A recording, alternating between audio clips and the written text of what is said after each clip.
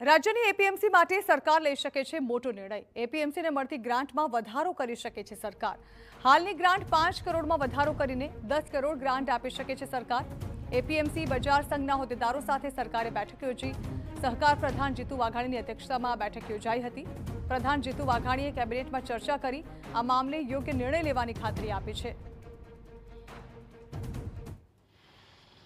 તેમાં મુખ્ય વિષય અમારો માર્કેટ યાર્ડની સીએસપી ટેકાની ખરીદીમાં જે માર્કેટિંગ યાર્ડની સીએસપી હોય છે તે અન્વયે બીજો મુદ્દો અમારો એવો હતો કે જે ગ્રાન્ટ 2010થી અમારી 5 કરોડ આપવામાં આવતી હતી સબસિડી એનો વધારો કરવામાં આવે। ત્રીજો મુદ્દો અમારે એપીએમસીના ઇલેક્શન બાબતનો હતો। આ 3 મુદ્દો અને કૃત્રિમ પ્રાકૃતિક ખેતી વિષયનો મુદ્દો હતો। આ 4 મુદ્દા ઉપર અમારી આજે મિટિંગ મળી હતી।